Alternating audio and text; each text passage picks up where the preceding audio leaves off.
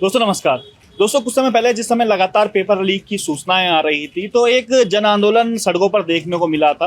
तो उसके बाद धामी सरकार एक नकल रोधी कानून लेकर आई थी। अब लगा था कि नकल रोधी कानून के तहत उन लोगों पर शिकंजा कसा जाएगा जो इसमें शामिल रहे हों, लेकिन लगातार हो ये रहा है, हम देख रहे हैं कि इस नकल रोधी कानून का जो सबसे पहला मुकदमा ही छात्रों पर हुआ था और अब छात्रों पर ही किस प्रकार से इसका दुरुपयोग किया जा रहा है उसका जीता जागता सबूत आज हमारे साथ बिट्टू वर्मा मौजूद हैं। बिट्टू वर्मा वो शख्सियत हैं जो बेरोजगार संघ के बैनर तले लगातार बॉबी पवार के साथ कंधे से कंधे मिलाकर जिस समय लगातार ये पेपर भर्ती घोटाले हो रहे थे तो कहीं ना कहीं यही वो टीम थी जो इन्हें उजागर करने का काम कर रही थी।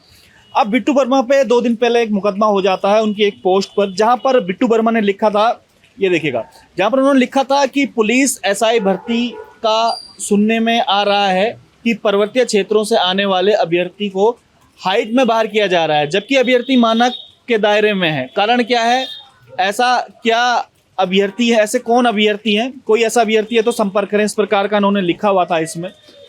और ये एसएसपी जो देहरादून का पेज है उस पर लिखा जाता है कि भाई अब इनके खिलाफ मुकदमा दर्ज हो गया है नकल रोधी कानून 11(2) के तहत। अब बिट्टू वर्मा हमारे साथ हैं, यही बताएंगे कि भाई ये है क्या। बिट्टू भाई, आपको तो हम लगातार देखते रहते हैं, सक्रिय रहते हैं। नकल रोधी कानून बनाया किस लिए गया था और जो इसका विरोध कर रहे थे स्टार्टिंग में कि पेपर भर्ती लीक क्यों हो, अब उन्हीं लोगों पर मुकदमा हो रहे हैं, वो भी एक पोस्ट के लिए। मैं पोस्ट में देख रहा हूँ कि इसमें 62 लाइक हैं और 11 कमेंट इसके ऊपर हैं। जी बिल्कुल, हम भी बहुत उत्साहित हुए थे जब सरकार ने नकल रोधी कानून लाया था। हमें भी लगा कि शायद अब कुछ ना कुछ हद तक जो ये पेपर लीक मामले सामने आ रहे हैं, जो नकल माफिया बेखौफ होकर इस तरह की हरकतें कर रहे हैं कि रोज़गार बेचने का जो काम कर रहे हैं, बच्चों के रोज़गार के साथ खिलवाड़ कर रहे हैं, कहीं ना कहीं उसमें अंकुश लगेगा। लेकिन लगातार जब हम इस चीज़ों को उठाते हैं, या पहला मुकदमा भी जो इस नकल रोधी कानून के तहत होता है, वो उत्तरकाशी का एक लड़का है जिसने कहा था कि मेरे पेपर में सील नहीं थी। मतलब अब कुल मिलाकर आशंका भी व्यक्त नहीं कर सकते। मैं वही देख रहा था कि इसमें गलत है क्या। एक बार दोबारा से आप इसको पढ़िएगा, इसमें गलत ऐसा है क्या कि नकल रोधी कानून इसमें लग जाए। एक आशंका इसमें व्यक्त की गई थी कि भाई जो पुलिस एसआई की भर्ती हो रही है उसमें पर्वतीय क्षेत्रों में आने वाले अभ्यर्थी हाइट में बाहर किया जा रहा है। क्या आपके पास अगर इस प्रकार से कुछ हो तो संपर्क करें, मात्र ये लिखा हुआ। अब इन पर मुकदमा दर्ज हो जाता है वो भी नकल रोधी कानून के तहत। अब आशंका भी व्यक्त नहीं कर सकते छात्र, इस हिसाब से तो कोई कुछ बोलेगा ही नहीं। कोई कुछ बोलेगा तो इसके ऊपर तुरंत नकल रोधी कानून लग जाएगा। कहाँ से आई थी सूचना कि इस प्रकार का हो रहा है कुछ? देखिए, अभी उत्तराखंड लोक सेवा आयोग एसआई परीक्षा की जो शारीरिक परीक्षा है वो करवा रही है 2 तारीख से। 2 सितंबर से उसका फिजिकल स्टार्ट हो चुका है। 2 तारीख से ही मुझे कुछ कॉलें आई, 2-3 बंदों की कॉल आई कि भाई इसमें इस तरह की कुछ समस्याएं हमें हो रही है, तो इसमें या तो बॉबी भाई को सूचित कर दें या अपने द्वारा कुछ इस मामले को संज्ञान में लें। तो मैंने ये इसलिए भी पोस्ट डाली थी कि जो संपर्क करें, कितने लोग ऐसे हैं कि जो इससे मतलब इस दायरे में है, जो बाहर हो रहे हैं। इस तरह से मैंने ये कमेंट किया था कि जो लड़के हैं वो संपर्क करें। तो मुझे और भी कुछ कॉलें आई, इसमें कमेंट भी लोगों ने डाले हैं। 2 कमेंट इसमें ये भी है कि भाई मैं भी बाहर हुआ था, और उनसे जब मैंने संपर्क किया तो उनका कहना था कि आयोग हमारे एडमिट कार्ड में उन्होंने एक ऑप्शन दिया था कि क्या आप पर्वतीय क्षेत्र का लाभ लेना चाहते हैं या नहीं, तो उसमें उन्होंने नो किया हुआ था। नो उन्होंने इसलिए किया हुआ था कि वो एसटी के दायरे में, और एसटी के जो मानक है वो पर्वतीय क्षेत्र से कम है। यानी कि एसटी की जो हाइट है वो 1.60 मांगते हैं और पर्वतीय क्षेत्र वाले बच्चों की 1.62 मांगते हैं। तो उन्होंने ये शायद ये सोचा होगा कि हम तो ऐसे भी 1.60 हाइट में, हमें तो ऐसे भी अंदर होना है, हमारी 1.65 है, किसी की 1.67 थी जो मुझे कॉल आई है, किसी की 1.62 थी, किसी की 1.63 थी, किसी की ज़्यादा भी थी। तो उन्होंने शायद इसलिए वो नो किया है। लेकिन आयोग और पुलिस भर्ती में जब वो जाते हैं पुलिस में नाप छाप करने, तो उन्हें इस बोलने से वो बाहर कर देती है कि आपने वहाँ नो किया था। यदि मैं उनसे ये पूछना चाहता हूँ उन अधिकारियों से भी, यदि आप पर्वतीय क्षेत्र के दायरे में इन बच्चों को नहीं लेती है तो उनको कैटेगरी का लाभ तो मिलना चाहिए ना। क्यों? क्योंकि उनके सर्टिफिकेट में बाकायदा एसटी लिखा हुआ है, तो एसटी का लाभ उन्हें मिलना चाहिए।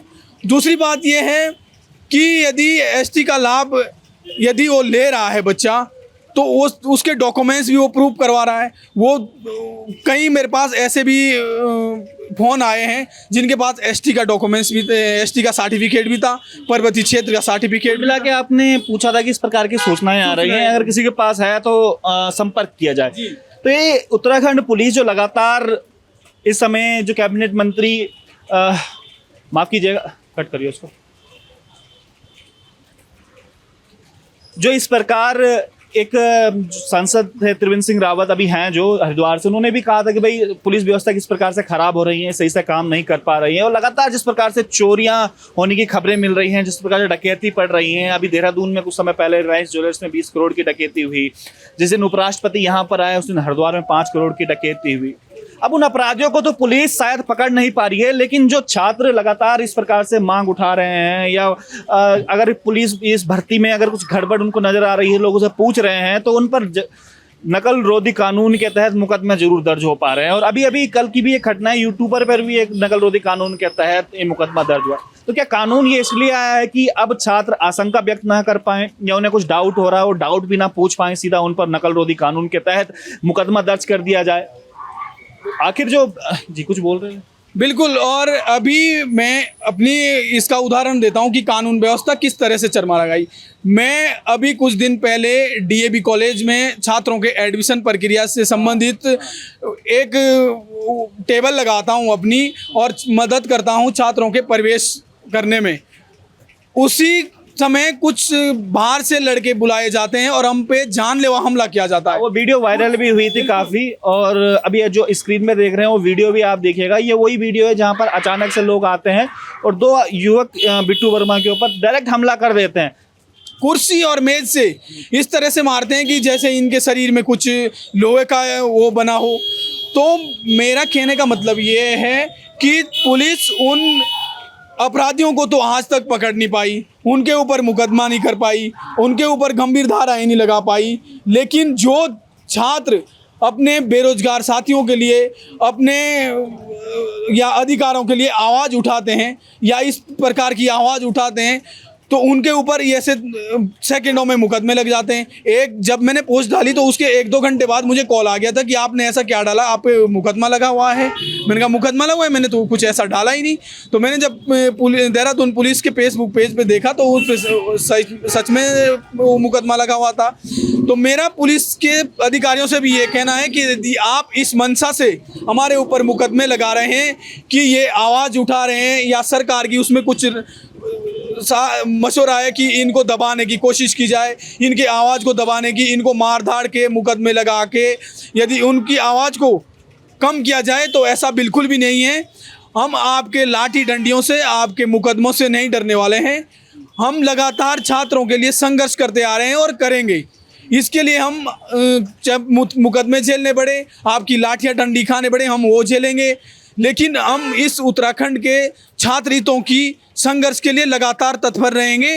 लेकिन सरकार की मंशा और ये पुलिस प्रशासन की मंशा जो दिख रही है, वास्तव में वो चिंतनीय है। दुर्भाग्य है इस प्रदेश का कि जिस पुलिस को हम एक ऐसे नज़रों से देखते हैं कि आम आदमी जब पुलिस को देखता है तो वो महसूस करता है कि मैं सुरक्षित जगह हूँ, मेरी साइड में ऐसे जगह हूँ कि मेरे साथ कुछ गलत नहीं होने वाला। लेकिन आजकल जो पुलिस की कार्यशैली हो इस प्रकार से कि कोई पीड़ित व्यक्ति यदि पुलिस के पास थाने में FIR दर्ज करने जाता है तो उनको पहले देख लिया जाता है कि वो किस बैकग्राउंड से है। माननीय मुख्यमंत्री पुष्कर सिंह धामी को भी सोचना पड़ेगा कि खाली नाराजगी व्यतीत करने से आप ये काम नहीं होने वाला है। आपको सोचना पड़ेगा कि ऐसी आखिर पुलिस व्यवस्था में क्या कुछ कमी है जो लगातार इस प्रकार के जो आपराधिक चीज़ें हैं वो बढ़ रही हैं। पुलिस लगातार मुकदमे ऐसे मुकदमे दर्ज करी है। कुछ समय पहले जो मैंने आपको दिखाया था, जिस समय आयुष रावत के ऊपर मुकदमा हो गया था राजद्रोह का, छात्रों के ऊपर, छोटे छोटे बच्चों के ऊपर इस प्रकार से मुकदमे